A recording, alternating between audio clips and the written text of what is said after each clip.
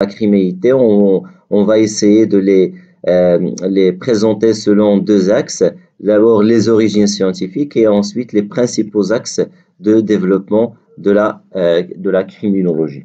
Alors, en ce qui concerne les origines scientifiques, alors pour approcher la criminologie, il faut chercher également dans les rapports qui lient la criminologie avec les sciences criminelles, à savoir le droit pénal, la criminologie et la criminalistique, la criminologie, la pénologie et également la criminologie et la politique criminelle.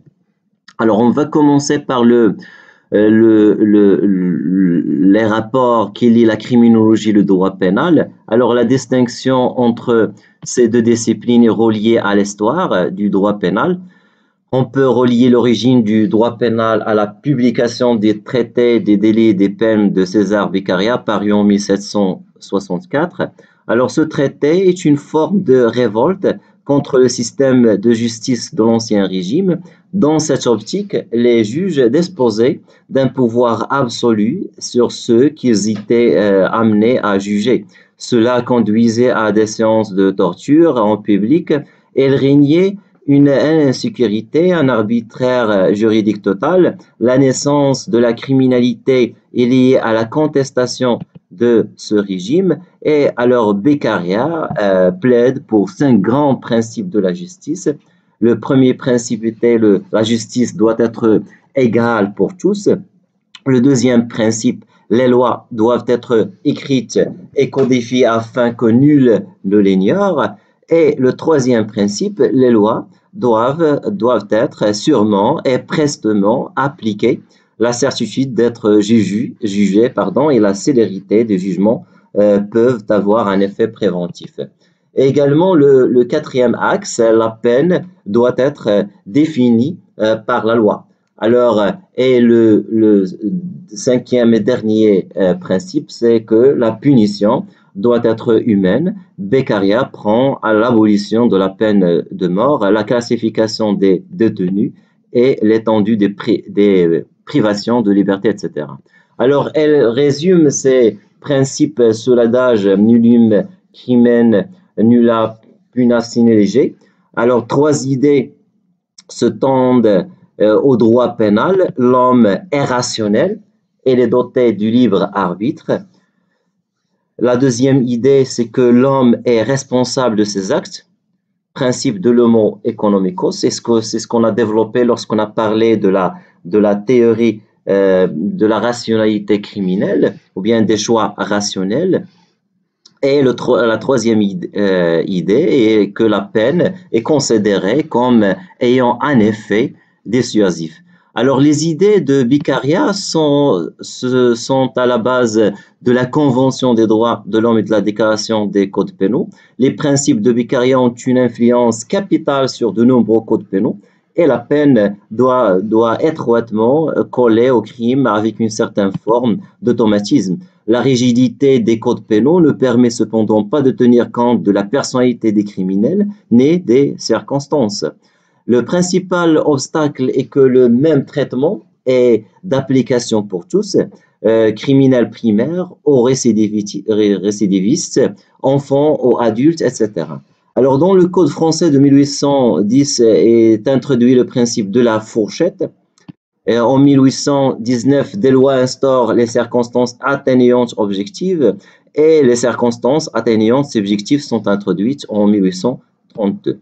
Alors, au 19e siècle, les médecins interviennent beaucoup dans la politique criminelle.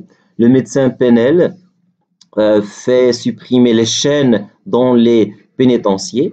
Peu à peu, la médecine se forge une place dans le procès pénal. Les psychiatres commencent à établir des typologies, surtout en ce qui concerne le discernement des criminels. C'est ce qu'on a vu lorsqu'on a parlé du courant psychiatrique, de la criminologie.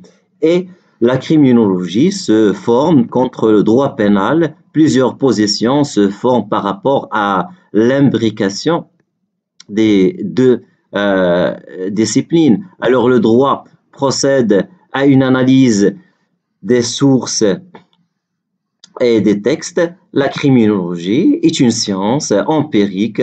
Elle puise dans le réservoir des sciences sociales et les sciences empiriques écartent la spéculation, la simple déduction, et la métaphysique. Alors, le droit pénal est une discipline normative, disons ce qui doit être, définition encadre les comportements à adopter par les individus. Or, la criminologie part de l'observation, tente d'approcher la réalité, de rendre compte de la criminalité, de dépeindre le criminel, et la criminologie tente de mesurer les résultats de la politique criminelle. Alors, le crime nécessite une approche particulière. Le droit pénal et la criminologie se sont liés par certaines relations. Le droit pénal est un axe par lequel la criminologie effectue ses recherches. Les pénalistes ne peuvent ignorer la criminologie, évoluant notamment autour de la justice réparatrice. Alors, quelle est l'influence de la criminologie sur le droit pénal? Les positions multifactorielles considèrent que le droit pénal est le résultat de sources multiples, histoire, pression philosophique, etc. Et la conception de certains auteurs est celle d'un droit pénal criminologique, où la criminologie doit fournir des indications pour empêcher la récidive et le passage à l'acte. La vision du droit pénal criminologique était défendue par les positivistes italiens, notamment ce qu'on a vu avec Lombroso et Ferri, notamment dans le courant anthropologique et bien entendu le courant sociologique ou bien la sociologie criminelle. Alors, il faut distinguer le droit pénal général du droit pénal spécial qui dicte les comportements interdits. Les incriminations du droit pénal spécial reflètent les valeurs et les fondamentaux de chaque société. Au sein du droit pénal spécial, la criminologie est beaucoup moins présente. Au sein d'une démocratie, les enjeux de la politique criminelle doivent être déterminés dans un débat démocratique entre deux pôles. Le pôle défense de la société, sécurité, maintien de l'ordre public, et le pôle justice, protection des droits de l'homme, protection des libertés individuelles. Alors, à l'origine, il n'existait pas cette distinction entre la criminologie et les sciences criminelles, et on peut donner l'exemple de Ferry, qui a consacré un chapitre à la sociologie criminelle dans ses développements du droit pénal. Alors aujourd'hui, les deux disciplines sont distinctes et sont impossibles à confondre. Elles ont le même objet d'étude qui est la délinquance, mais ils n'ont pas les mêmes approches. Alors si on peut faire cette distinction, on peut établir la distinction entre la criminologie et le droit pénal sur plusieurs points. Tout d'abord, on commence par les perspectives. Alors, les perspectives adoptées par les deux sciences ne sont pas les mêmes. Le droit pénal cherche à énoncer la norme pénale, or la criminologie cherche à énoncer le fait. Également, sur le point du concept, les concepts ne sont pas les mêmes. Le droit pénal parle de normes, de procédures, d'institutions, etc. La criminologie parle de facteurs, de processus, les facteurs criminogènes, le processus du passage à l'acte, etc. Et également sur du point de vue des méthodes qui sont aussi différentes. Le juriste utilise l'analyse interprétative et synthétise les données. Le criminologue utilise les données empiriques mises à disposition par les sciences sociales. Et également, il y a une distinction du point de vue des résultats obtenus qui ne sont pas les mêmes. Le droit pénal et la criminologie sont reliés entre elles d'une certaine manière, elles s'influencent réciproquement. Le droit pénal influence la criminologie, car le droit pénal définit le comportement délinquant et également la criminologie s'affranchit du droit pénal en étudiant les concepts déviants. Il influence insuffisamment le droit pénal, même si la politique criminelle ne peut pas uniquement se fonder sur les données scientifiques et comme exemple les choix éthiques qui ne sont pas pris en compte dans une démarche scientifique. Maintenant, on passe à une autre science criminelle qui est la criminalistique. Alors là, les rapports qui s'établissent entre la criminologie et la criminalistique. La criminalistique, comme on a vu, c'est l'ensemble des sciences et des techniques utilisées en justice pour établir le fait matériel de l'acte délictueux et la culpabilité de l'individu. C'est ce qu'on a vu avec l'exposé des sciences forensiques.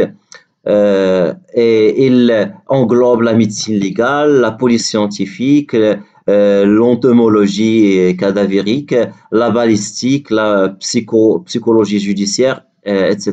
Alors la criminalistique a un but exclusivement probatoire et est un accès à la procédure pénale. Alors la criminalistique, il regroupe l'ensemble des procédés résultant de l'application des connaissances scientifiques à l'établissement de la preuve des infractions et de l'identité de l'auteur. Alors ainsi, d'après la définition de criminalistique, apparaît comme un outil indispensable pour l'enquêteur dans l'établissement de la preuve, alors que la procédure pénale va s'intéresser aux règles qui régissent l'admission de la preuve. Alors la criminalistique s'intéresse à la mise en œuvre de ces procédés. Entendu comme discipline, elle a été créée par le criminaliste Hans Gross au XIXe siècle. Ce dernier a été juge d'instruction et magistrat. En 1889, Gross a créé les archives d'anthropologie criminelle et de criminalistique. Alors, en ce qui concerne les rapports entre criminologie et pénologie, alors l'ancien nom de la pénologie était la science pénitentiaire. Il est devenu la science des peines avec l'apparition des peines alternatives.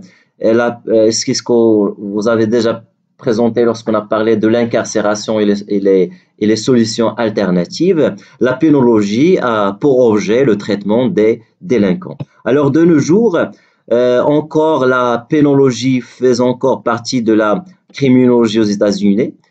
Si l'on veut éviter la récidive, il faut connaître les facteurs et les processus de l'action délinquante. C'est l'objet de la criminologie. La pénologie a pour objet l'étude des méthodes de traitement utilisées pour prévenir la récidive. Et enfin, pour ce qui est de rapport entre la criminologie et la politique criminelle, alors de la distinction entre criminologie et politique criminelle, la politique criminelle désigne l'ensemble des mesures à prendre pour tenter de faire diminuer le crime. Et on revient toujours à cette question question leitmotiv qu'on a posée, qu'on posait toujours lorsqu'on a parlé lorsqu'on a étudié le droit pénal général, qui est la finalité, des droits pénals. Est-ce que la finalité du droit pénal est l'abolition du crime? Alors, c'est pour cela qu'on s'interroge pourquoi il y a toujours ce discours éradicateur de la criminalité ou bien du crime dans la société. Est-ce qu'on peut, et pour revenir à cette question, est-ce qu'on peut concevoir une société sans crime? Alors, la politique pénale reflète la réponse à cette question. Alors, elle indique des techniques de prévention sociale et de situation préventionnelle target hardening. Le target hardening conduit à un déplacement de criminalité. Les banques étant mieux protégées, ce sont les petits commerces qui sont maintenant cibles de hold-up. La politique criminelle s'attache également à la raison des punitions.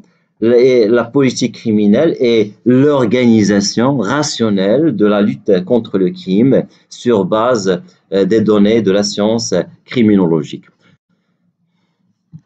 Arrivons maintenant à la définition et objet de la criminologie. Pardon. Alors, la définition et les frontières de la criminologie.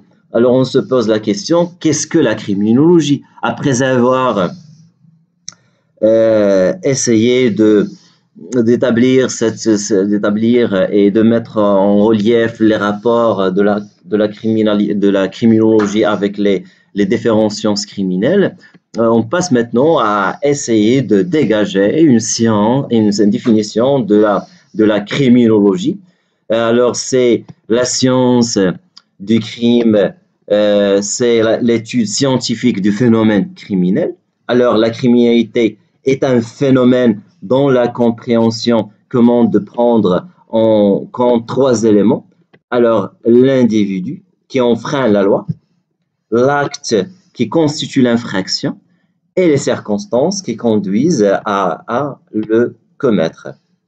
Mais cette définition est très globale et en réalité, il existe énormément de définitions très diverses et qui dépendent notamment des champs disciplinaires des criminologues, autant de définitions que de criminologues. Est-ce que c'est du point de vue sociologique? Est-ce que c'est du point de vue anthropologique? Est-ce que c'est du point de vue socio-économique et ainsi de suite?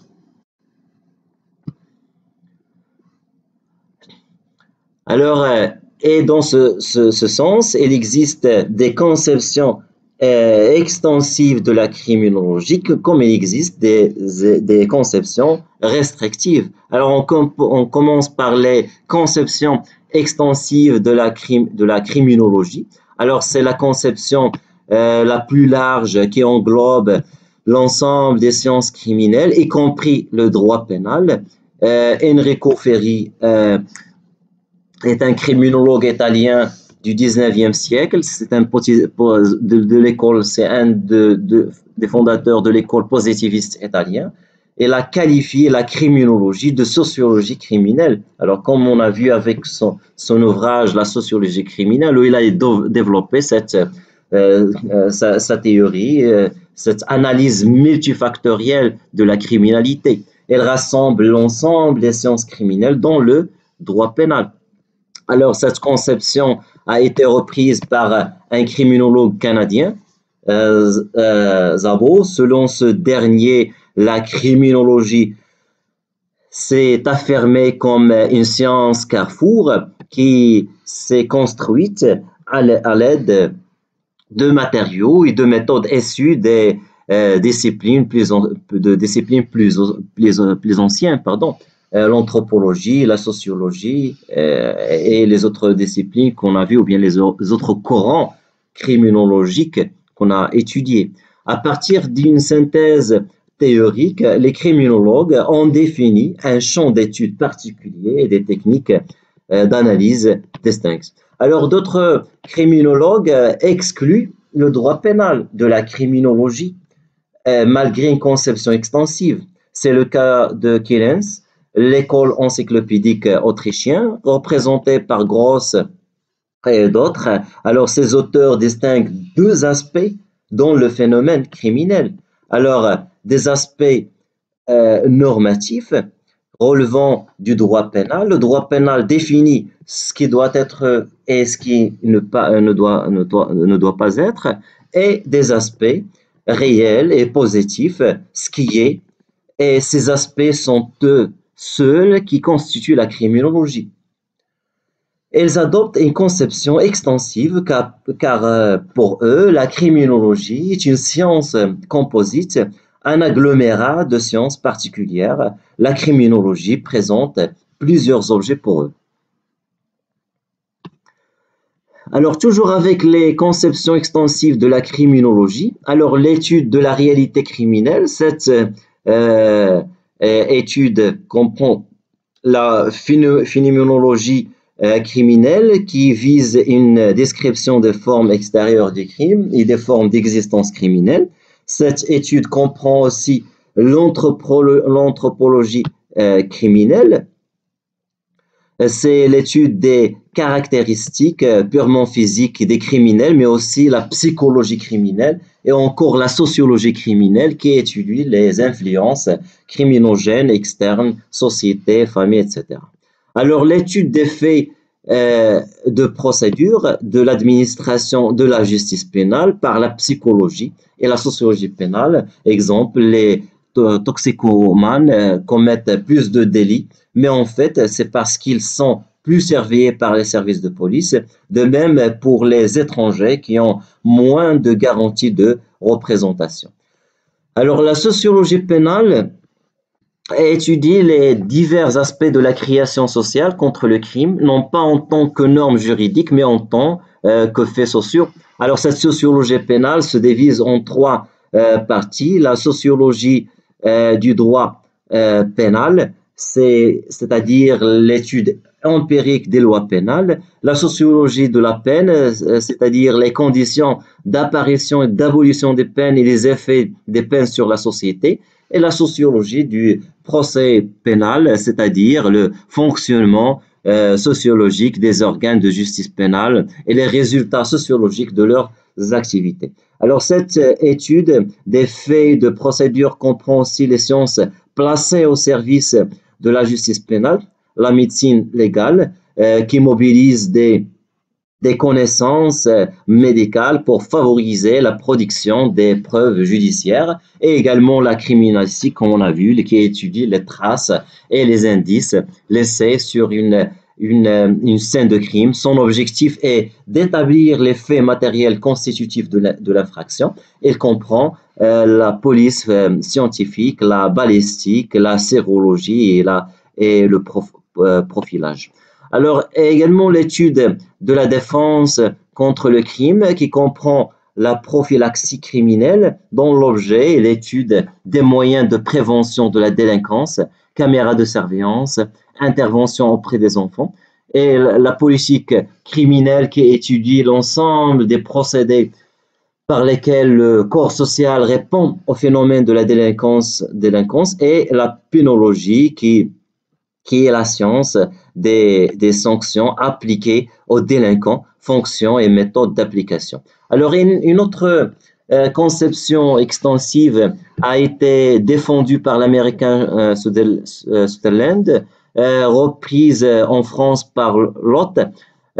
Pour eux, la criminologie est la science qui étudie l'infraction en tant que phénomène social. C'est-à-dire, on n'est pas dans l'approche normative, mais on est dans l'approche sociale. Alors, étudier l'infraction en tant que phénomène social, son domaine englobe le processus d'élaboration des lois, les réactions opposées à la délinquance et les causes de la délinquance, l'étiologie de la délinquance, c'est ce qu'on veut avec le courant étiologique, et la criminologie se divise alors en trois branches principales, la sociologie pénale, l'étiologie et la pénologie. Alors, ces conceptions ont fait l'objet de critiques importantes car le risque est de faire de la criminologie une science fourre-tout.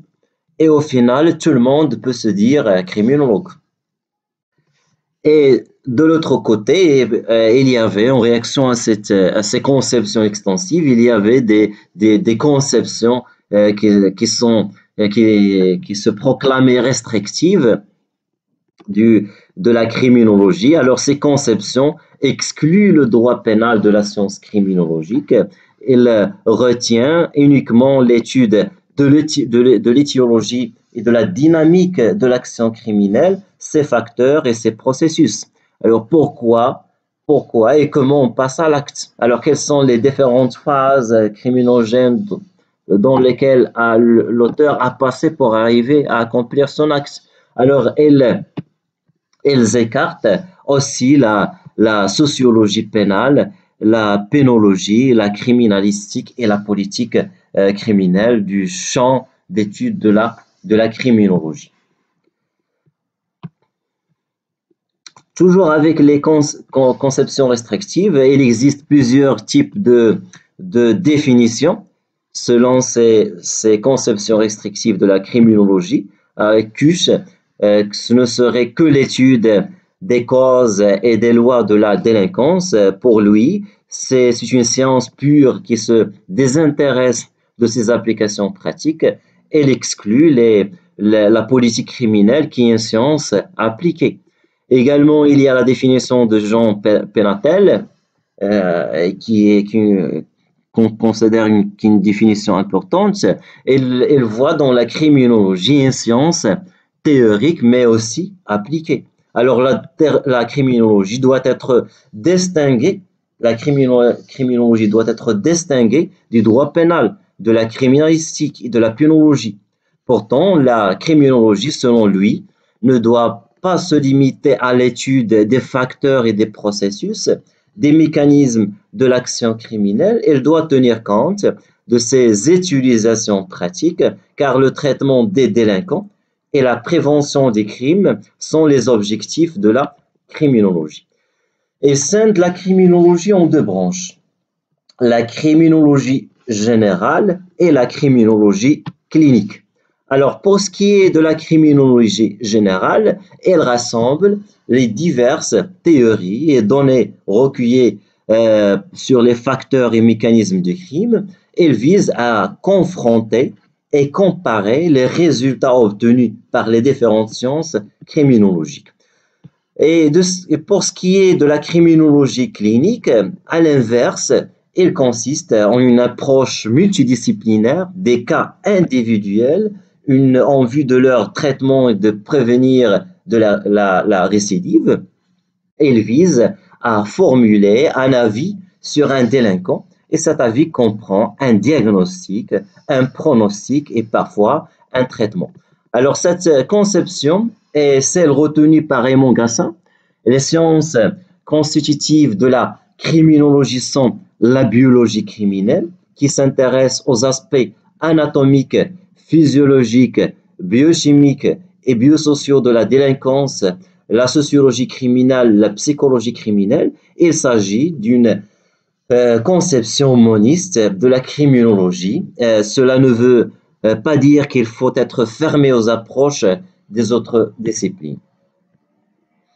Alors on passe maintenant à l'objet de la criminalité. Si on a essayé d'approcher la définition de la criminologie selon plusieurs conceptions, selon les conceptions extensives et les conceptions restrictives. Alors on passe maintenant à l'objet de la criminologie, pardon. Mais avant de chercher l'objet de la criminologie, il faut approcher quelle est la notion de crime en criminologie. Alors les criminologues là aussi se divisent dans son acception juridique. L'infraction, comme on a vu au droit pénal général, c'est un comportement interdit par la menace d'une peine.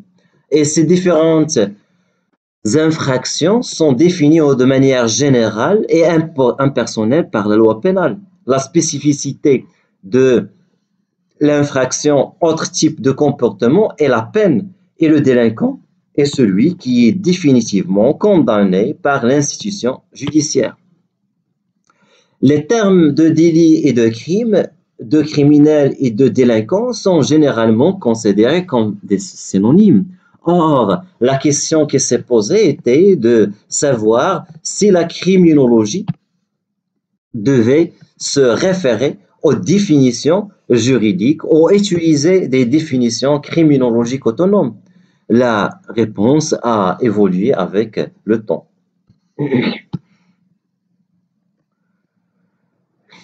Alors, pour ce qui est de l'approche traditionnelle de la notion criminologique de crime, pour de nombreux criminologues classiques, la notion juridique d'infraction et les qualifications pénales sont des concepts purement formels dépourvus de toute scientificité. Deux raisons expliquent leur approche. Tout d'abord, l'extrême variabilité des incriminations dans le temps et dans l'espace. L'infraction pénale est finalement un phénomène relatif. Et on a donné d'exemples lorsqu'on a parlé lorsqu'on a étudié le droit pénal général, on a donné plusieurs exemples de comportements qui étaient incriminés, qui ne le sont plus aujourd'hui. Et également le caractère très disparate des incriminations et donc l'hétérogénéité des catégories pénales.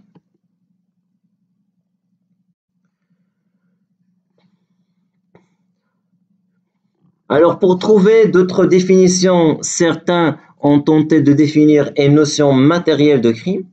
Ils voulaient obtenir une définition universelle, permanente et cohérente de la notion. Ils ont défini l'infraction comme une réalité humaine et sociale antérieure à toute incrimination. Alors, l'infraction est une agression dirigée par un ou plusieurs individus contre les valeurs les plus importantes du groupe social. Pour Garofalo, ces valeurs résident en des sentiments moraux élémentaires. Pour Durkheim, ce sont des émotions ou des passions collectives. Pour Nuvolon, il réside dans la nature des moyens employés pour atteindre les buts. Exemple, pour ce dernier, dans tout type de société aujourd'hui ou dans le passé, il y a une prohibition de la violence et de la ruse. Alors, ces auteurs se réfèrent en fait au droit naturel. Alors, ce n'est pas le législateur qui crie le juste ou l'injuste, il ne fait que proclamer ce qui est juste et injuste.